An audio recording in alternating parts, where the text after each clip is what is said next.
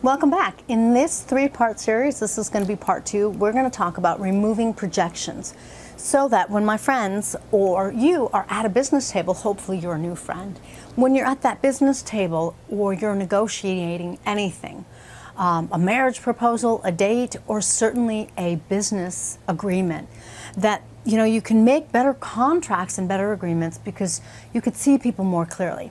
I'm making these videos because I had some friends request that I do it because I tend to be pretty good at reading people, but they're having problems because they go to the negotiating table, they try to make an agreement, and then they find that either people negate the agreement, they're trying to really get away with something, either get a job in a nice position, and then it's really hard to remove them, or make a business agreement, get a lot of money, and then the person isn't honoring it. They receive the money and then they're done. So I have some friends who are trying to avoid those situations. So I like to help people, and I have done coaching certification and do coaching certification to help people know how to handle people, how to read people.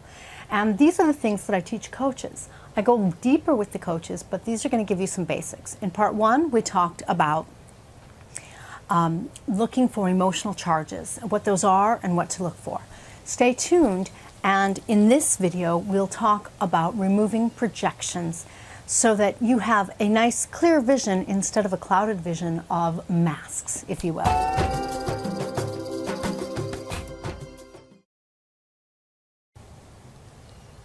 So before I forget, please be sure to like our video or subscribe so that you catch more amazing videos to help you in your business. Down below, please do comment if you have any questions, any comments, or anything that you'd like for us to cover, because Oberon here is very wise and he always has some great answers when people ask questions. And we have a new buddy here who doesn't have a name, so you could also in the comments suggest a name for us. All right, in this video, as I said, we're going to talk about removing projections. I want you to think about going to the movies. When you go to the movies, you sit down, and there's this big white screen, or a silver screen, as it would be, with nothing on it.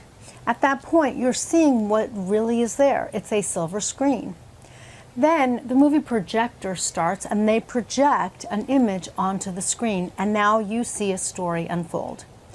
Well, I want you to consider that anytime you're talking with people, whether it's personally in a relationship and certainly at the business table, one of the things that happens is that you've got a lot of movies going on, kind of thing, if you will follow my metaphor.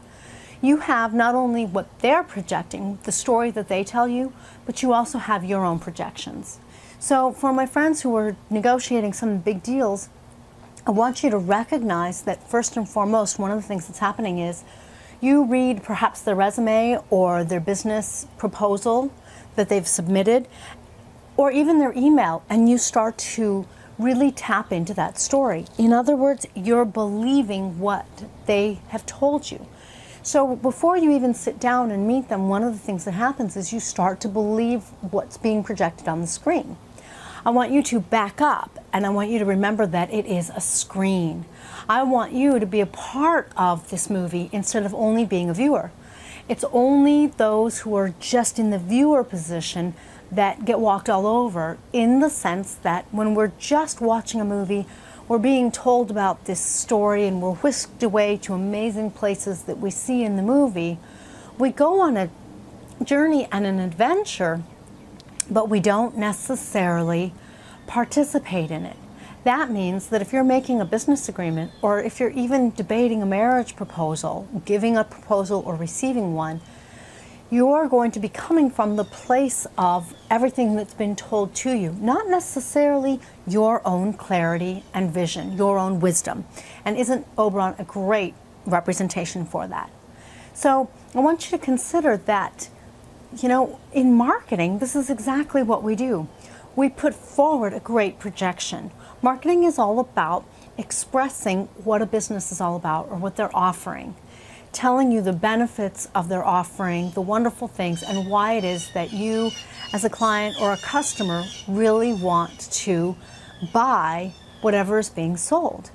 So in that sense, marketing is always, to me, very much connected with Oberon, because it's about really bringing forward and expressing the wisdom and the benefits and having the vision to see what the client or customer wants and how to meet that and how to deliver that.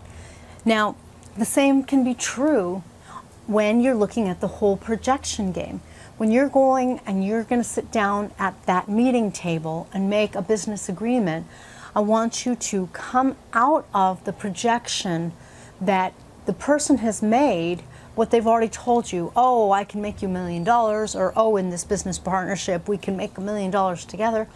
And I want you to step out of what they're telling you and why they're saying that that can happen, and come back to yourself and look at what really is, what your strengths are, and what you think the other person's strengths and benefits are. Not what you want them to be, but what you really think they are. So as we start to differentiate between what you want them to be and what they really are, you're going to start to see things with greater vision and greater clarity. Now, the same is true for what they tell you.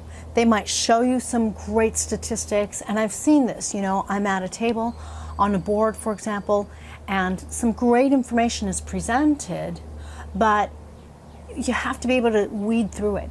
That's the projection that the other person's putting forward. So there's your projection, what you want to see, and there's their projection, what they want you to see.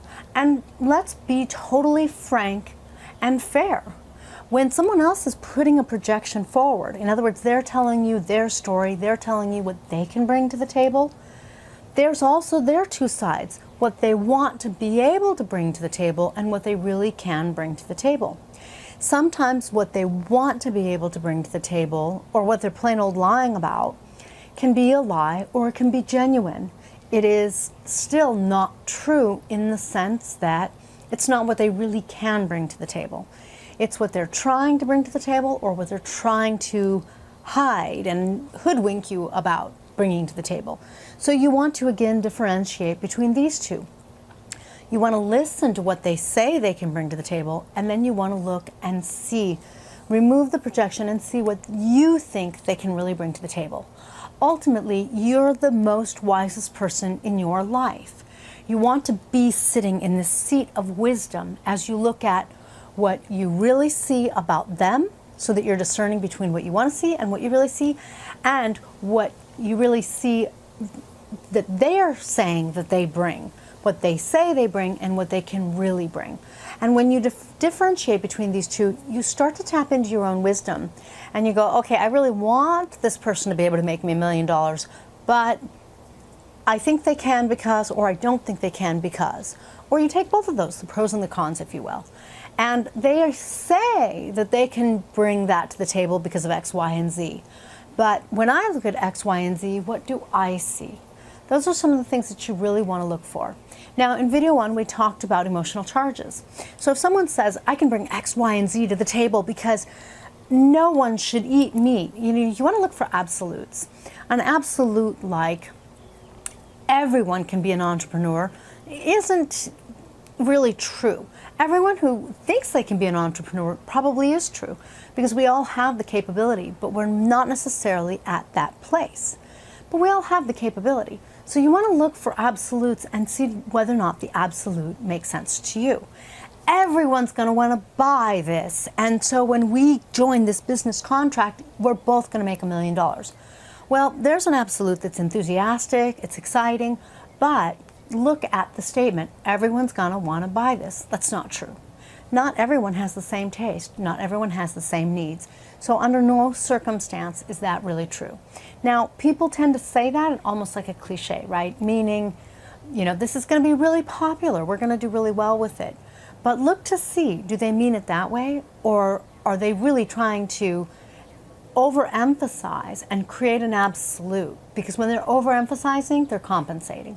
Look for those compensations as best you can. And I grant you, it's not so easy to do this while you're having a conversation. But you can always walk away from the table and go, let me think about it. And then you think about it and you look for these things. You think about it and you remove the projections and you see the silver screen as clearly as you can. You look for the places where they're compensating, where they have those emotional charges, because now without the projections, you can see those things more clearly. you can start to really look to see what you think is their true strength that they're bringing to the table, and decide whether or not that's what you want to work with, whether or not that's something that you can work with. Same thing whether you're interviewing someone or whether you're debating whether or not to go out on another date with someone, whether to go on a trip with someone. My mother-in-law, she went on this fabulous trip with these fabulous women, but they stayed in this incredibly expensive hotel in England, I think in London. And my mother-in-law said they were terrible, they were a bore. And all she did was take care of them because they didn't feel well, and I mean, it was horrible. So you really want to weed through, no matter whether it's a big business deal or you're going on a trip with some girlfriends.